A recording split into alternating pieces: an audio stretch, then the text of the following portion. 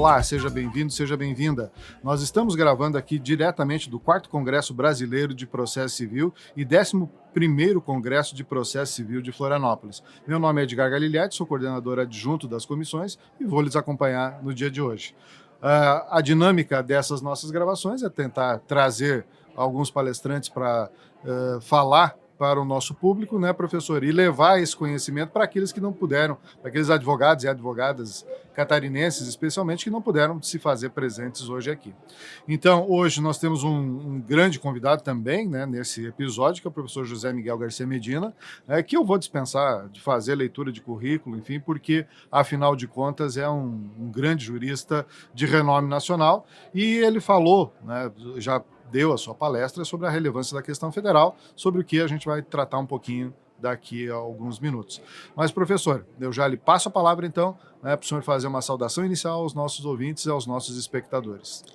Obrigado, Edgar. É uma honra, um privilégio participar aqui deste podcast, uma baita iniciativa da OAB de Santa Catarina, uma alegria falar com o pessoal que eventualmente não esteve aqui no evento ou ainda assim também eventualmente está aqui no evento enquanto a gente grava e queira recapitular alguns pontos e eventualmente a gente até fala alguma coisa que não falou na palestra. É uma honra, parabéns pela iniciativa.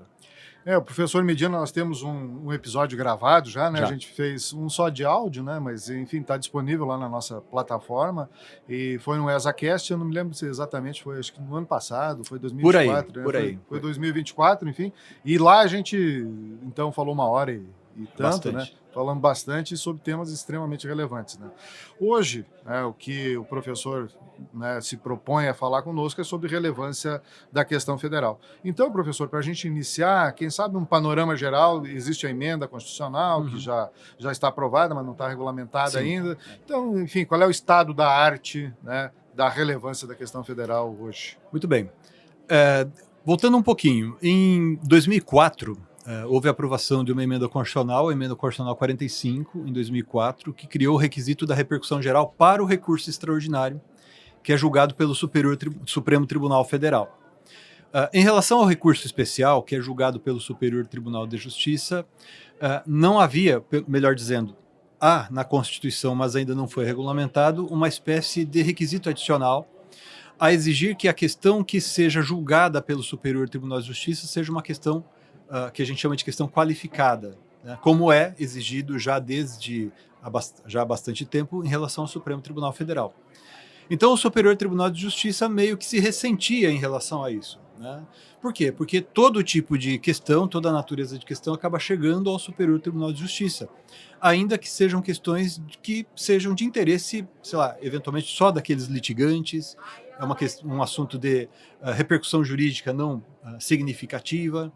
Então, com base em parâmetros que já vêm sendo observados no Supremo Tribunal Federal, é que o Congresso Nacional aprovou em 2022 a emenda constitucional 125, que criou esse requisito, que é o requisito da relevância da questão federal infraconstitucional para o recurso especial. Embora o nome seja relevância da questão para o recurso especial, seja, portanto, diferente da repercussão geral para o recurso extraordinário, no fundo, os requisitos em si mesmos vão ser muito parecidos e vai depender bastante de como isso vai ser disciplinado por regra infraconstitucional também. A emenda constitucional de 2022 adiciona umas hipóteses em que, de acordo com o texto da emenda, já haverá repercussão geral, já haverá relevância, como, por exemplo, questões relacionadas a ações penais, questões relacionadas a ações que possam levar à inexigibilidade. Tem uma disposição na Constituição, que é bastante criticável, ao meu ver, que estabelece que se considera haver a relevância em relação a causas cujo valor supera 500 salários mínimos, né? Mas isso tudo também tem sido objeto de bastante polêmica. Tem algumas pessoas que dizem que isso é uma mera presunção e, portanto, a lei infraconstitucional que vier a disciplinar a matéria poderá tratar isso não como uma regra já imposta pela Constituição, mas como uma mera presunção. Então, por exemplo, a regra infraconstitucional poderia reduzir a amplitude do que consta, né, na disposição que estabelece que ações penais teriam relevância automaticamente, né? Então, isso tudo tem sido objeto de bastante debate. A comunidade jurídica vem aguardando isso com alguma ansiedade, porque isso vai mudar bastante o modo como a gente advoga seja nos tribunais locais, seja no Superior Tribunal de Justiça. Então, eu mesmo, a minha parte da advocacia é prevalentemente em tribunais, e o tema da minha dissertação de mestrado, né, que foi já há bastante tempo, 1997, tem a ver com esse assunto também. Então, é um assunto que eu venho acompanhando já há 3 décadas, praticamente, né? Então, me interessa muito e também estou ansioso, seja porque me interessa na advocacia, no meu dia a dia como advogado, e seja também por ser um tema que é objeto de pesquisa. Por conta dessa demora na disciplina infraconstitucional em lei ordinária aprovada pelo Congresso Nacional, surgiu um movimento no âmbito do próprio Superior Tribunal de Justiça para se tentar regulamentar essa matéria no regimento interno do tribunal. Isso também gerou polêmica, porque, embora nós saibamos que os tribunais eles têm uma competência, digamos, normativa para disciplinar determinadas matérias, isso está no artigo 96, inciso 1º da Constituição Federal, não é efetivamente competência do Superior Tribunal de Justiça disciplinar aquilo que, de acordo com a Constituição Federal, a Emenda Constitucional 125, viria a ser disciplinado por lei. Então, tem alguns assuntos de direito processual que haveriam de ser disciplinados por lei, à semelhança do que aconteceu com a repercussão geral da questão constitucional para o recurso extraordinário. Então, estávamos nesse ato. Eu estou acompanhando a tramitação do projeto de lei que disciplina a matéria no Congresso Nacional. Parece que começou a haver uma nova movimentação agora, então eu espero, eu não sei se neste ano ainda, talvez, se não neste ano, começo do ano que vem, a gente tenha alguma novidade em relação a essa matéria. Mas como mencionei, é importante para nós da advocacia ficarmos bastante atentos em relação a isso, porque isso vai mudar o modo como eu trabalho como advogado, eu conduzo a causa, vai mudar a importância dos tribunais locais, porque na medida em que o Superior Tribunal de Justiça disser que determinados assuntos não têm relevância para fins de admissibilidade do recurso especial, o assunto continuará a ser disciplinado por lei federal. Então eu gosto de citar um exemplo que tem sido citado, inclusive por vários ministros, né, de assuntos que, ao ver deles, não teriam relevância para fins de admissibilidade do recurso especial. Direito de vizinhança. Então imagine que eu e o Edgar, a gente seja proprietário, né, de casas que tenham ali um muro dividindo, a gente tem um litígio por uma razão qualquer. Se a questão diz respeito a direito de vizinhança, é um tema que tem a ver só comigo, né, com a minha esfera jurídica e com a esfera jurídica do Edgar, esse é um assunto que, se o Superior Tribunal de Justiça disser que não tem relevância para fins de ele examinar, esse é um assunto que no direito brasileiro continua a ser disciplinado por lei federal.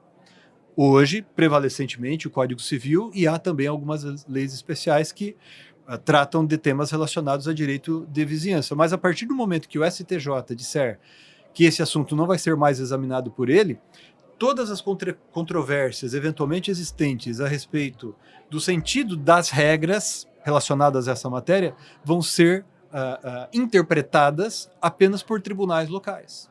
Apenas pelo Tribunal de Justiça de Santa Catarina, Tribunal de Justiça do Rio Grande do Sul, Tribunal de Justiça de São Paulo, do Paraná.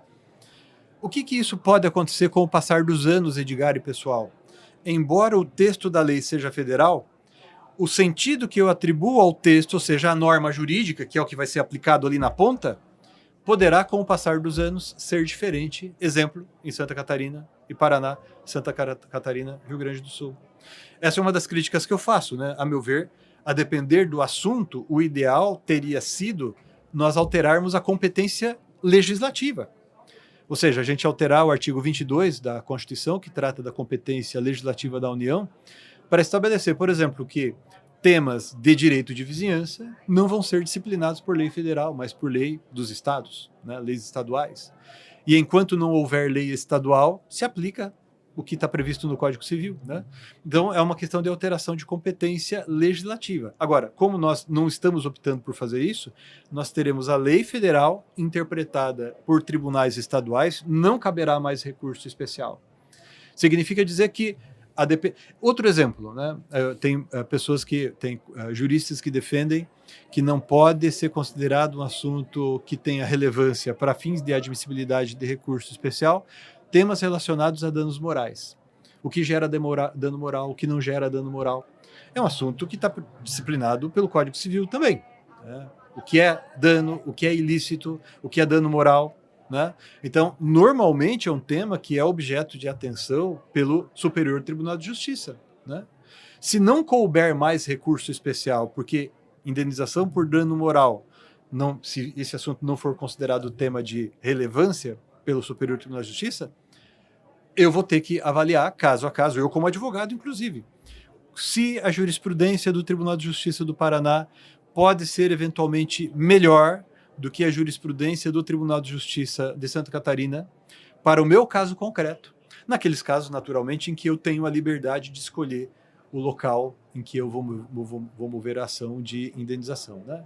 Então imagine um ilícito que tenha acontecido aqui em Santa Catarina, mas a pessoa que é vítima do ilícito tem domicílio no Paraná, né? Então, eventualmente, a gente vai poder discutir se o foro competente é o do domicílio da vítima ou do local em que aconteceu o ilícito.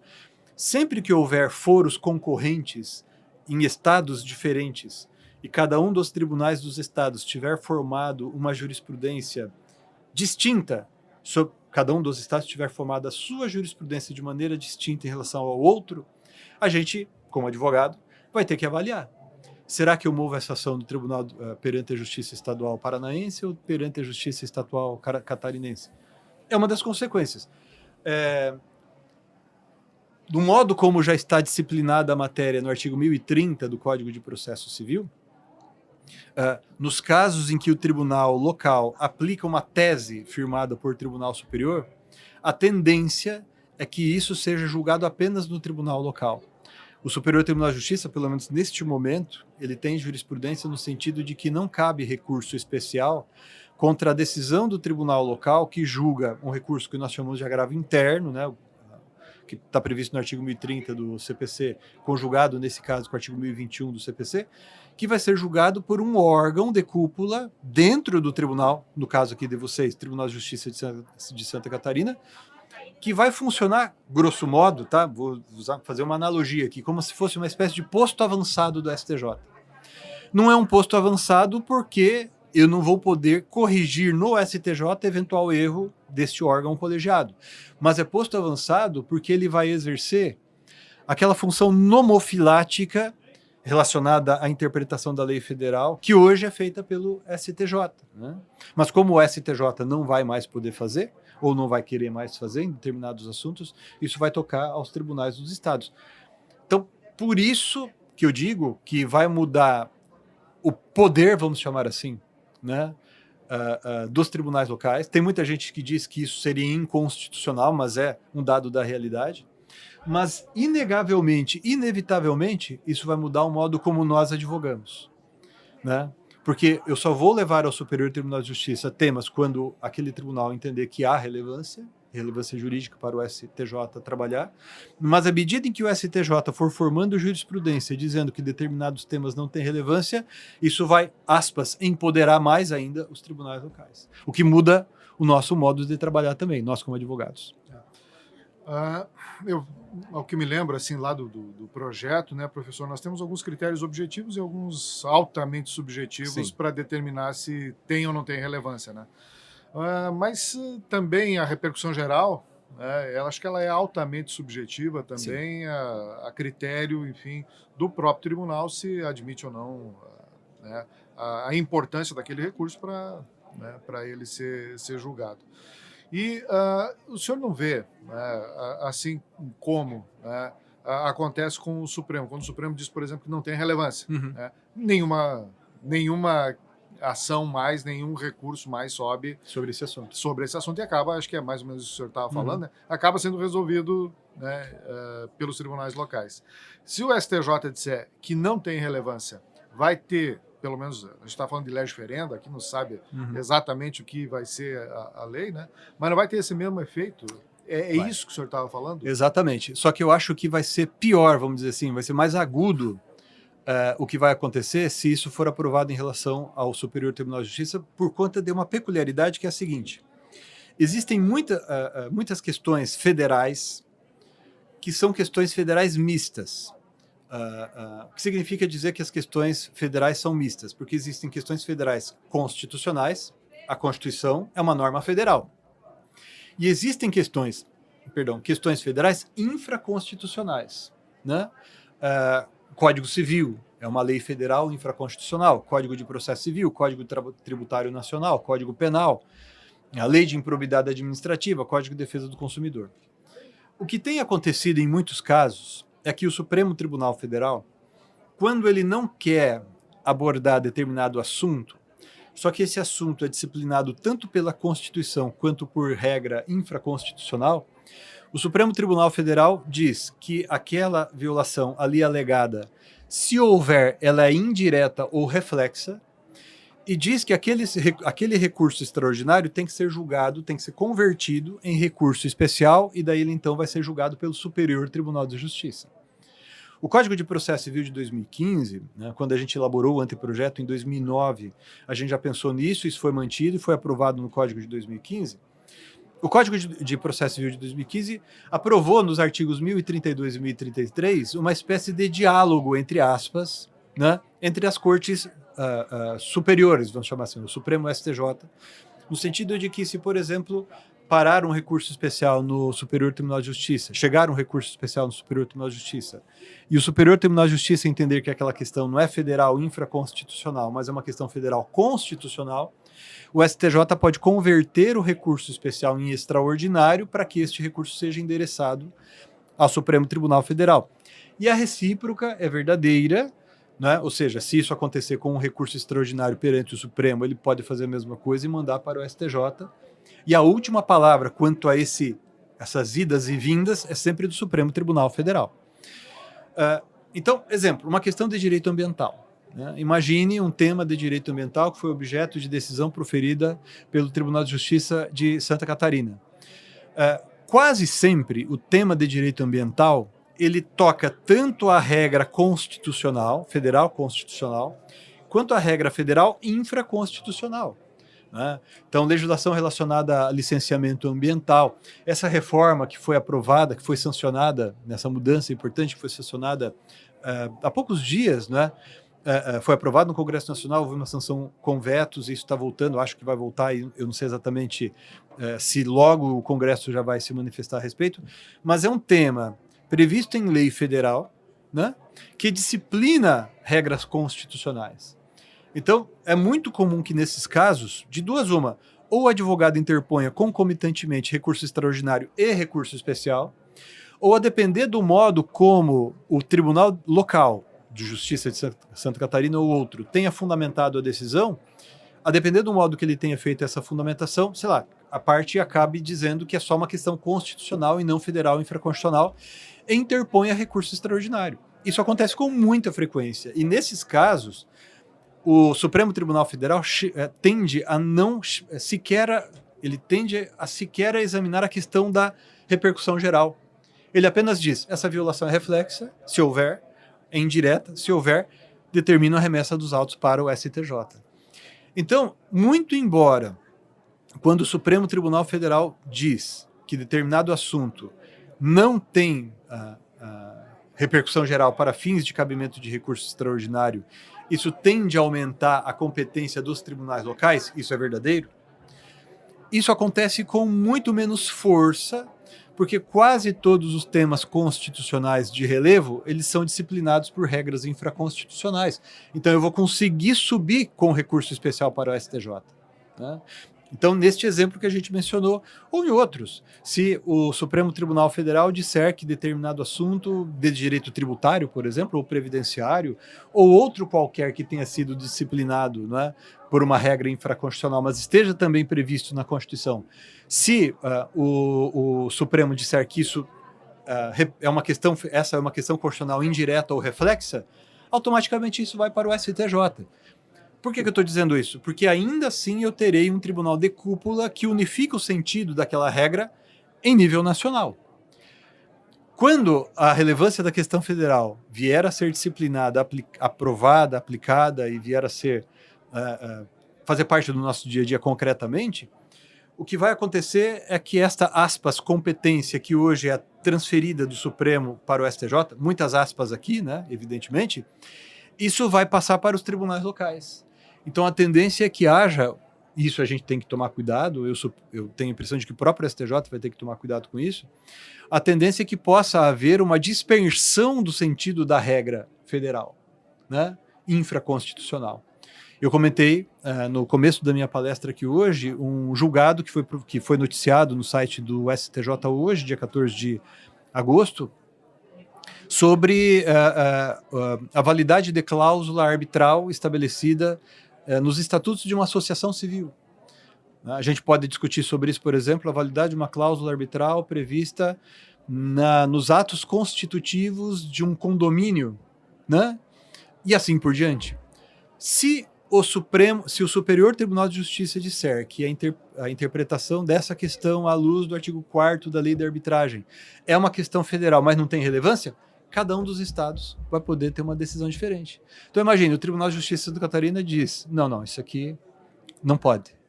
Não pode haver uma cláusula dessa natureza em um estatuto de uma associação civil. O Paraná entende que sim, e assim por diante. Então essa é uma preocupação. Por isso que eu defendo, inclusive, que a gente tem que tentar estudar alguns limites, porque embora possa haver regras, né, cuja inteligência não precise ser necessariamente definida de maneira unívoca por um tribunal superior, porque evidentemente são temas, né, que vão interessar as pessoas de determinado lugar mesmo, né? Boa parte deles não. Vai ser muito difícil o Superior Tribunal de Justiça fazer essa distinção, fazer essa seleção, sabe, no começo. Né? Então eu penso que isso é uma dificuldade que a gente possa ter. Uma das discriminações que eu tenho sustentado, que é um argumento possível, é mais ou menos a seguinte: tudo que potencialmente puder ser retirado do artigo 22 da Constituição, ou seja, competência legislativa da União, potencialmente, tá? Pode ser considerado tema que não tem relevância para fins de exame e recurso especial. Né? Então uma das balizas, a meu ver, sabe, que o Superior Tribunal de Justiça vai poder considerar. Eu estou ouvindo o senhor falar e assim, a única coisa que eu consigo pensar é que quando houve o CPC e houve essa reforma, enfim, os recursos sempre foram considerados um vilão, né, da morosidade. E um dos argumentos fortes era a uniformização da jurisprudência, né? Mas o que o senhor está me dizendo agora, né, o que o senhor está nos dizendo aqui, é exatamente o contrário, né? Que vai poder... Pode haver uma dispersão. Pode haver uma dispersão. Existe esse risco, mas assim, sinceramente eu confio, né, que os ministros e as ministras do Superior Tribunal de Justiça estão olhando para esse tipo de assunto, sabe? Às vezes que a gente ouve uma exposição deles, eu compreendo o problema que nós temos, que é a quantidade muito grande de processos tramitando no STJ. Os ministros e as ministras estão, de fato, aqui, né, de trabalho, de serviço. Eles têm procurado caminhos, saídas ali para resolver isso.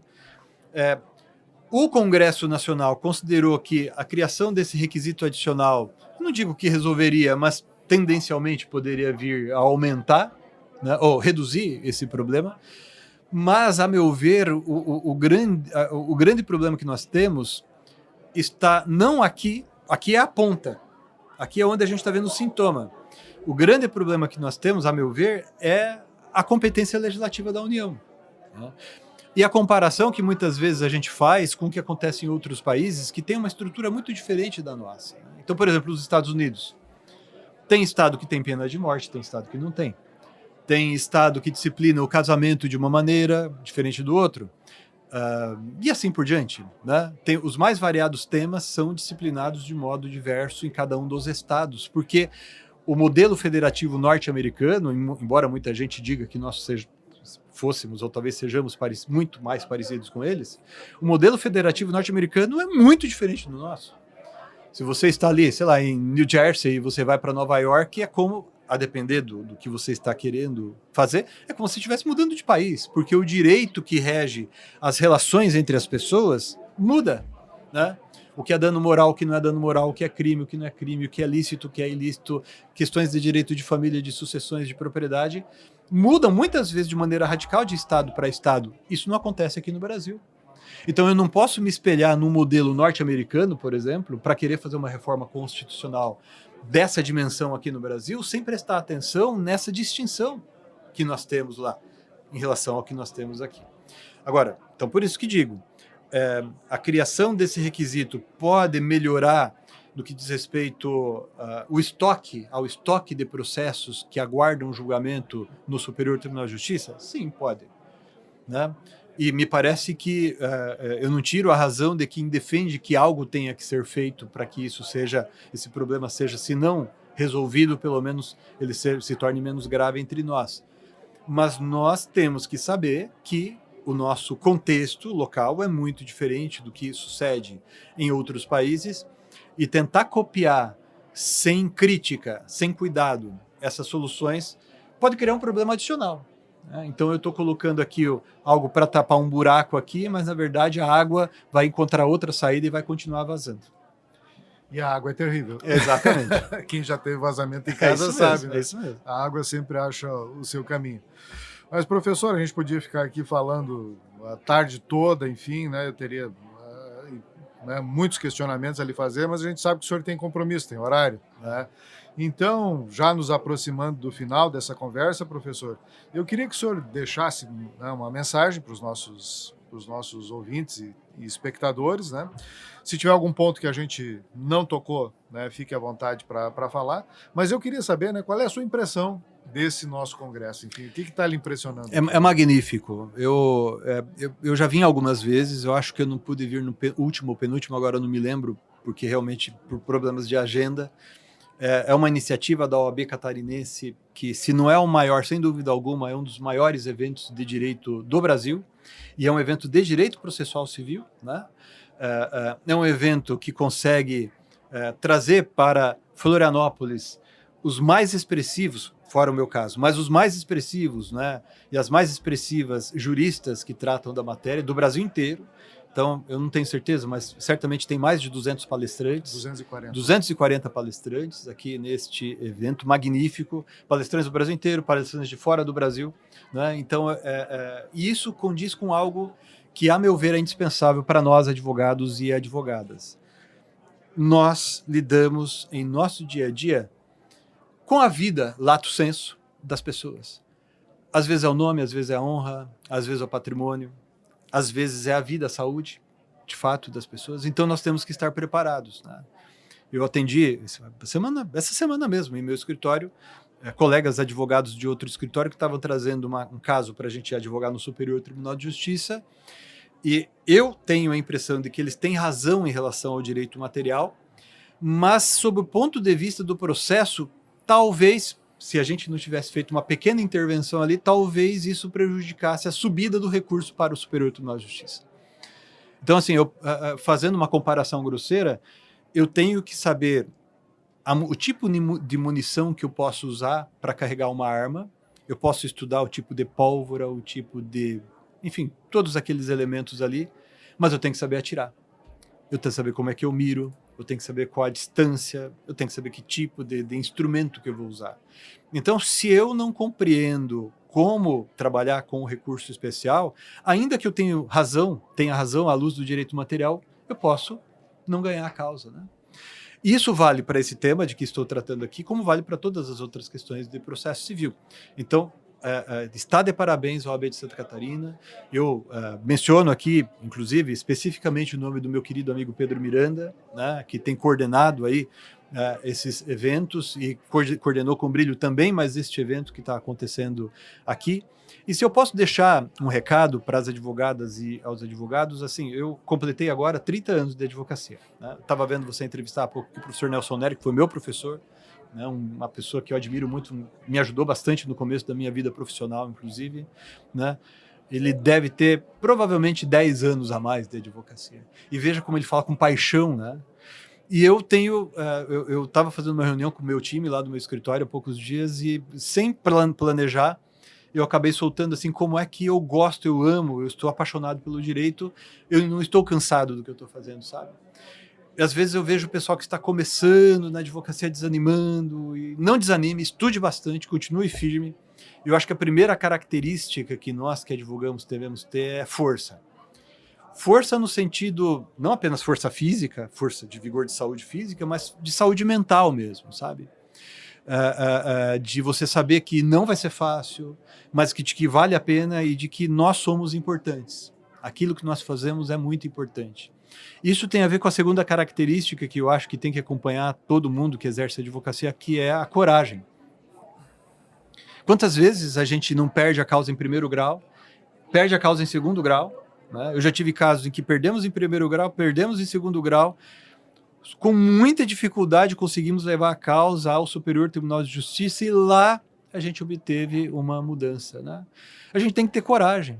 Coragem no sentido de que aquilo depende de mim, eu tenho que saber fazer aquilo ali. Eu não posso desanimar, eu não posso permitir que uma decisão que não tenha sido proferida do jeito que eu queria, eventualmente até com a tinta um pouco carregada na decisão do desembargador ou do juiz, não posso desanimar, eu tenho que ter coragem e seguir em frente, né? Por isso que eu acho que a saúde mental, para nós advogados, é tudo, sabe?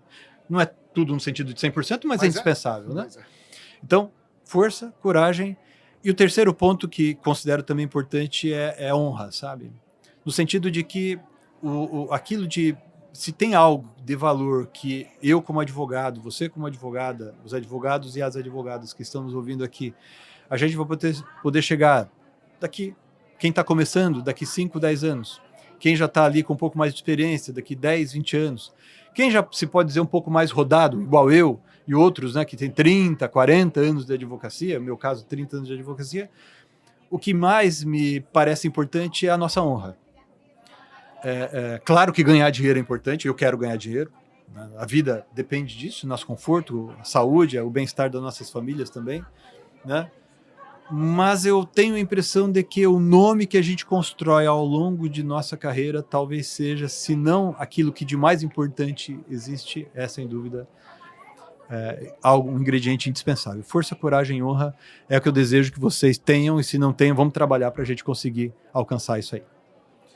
Muito obrigado, professor. E eu quero deixar aqui gravado, né, um convite já para quando houver a promulgação da lei, né, sobre relevância, se não for, né, num congresso, mas ao menos a gente grave um outro podcast aí para falar, enfim, aí já do desenho finalizado, né?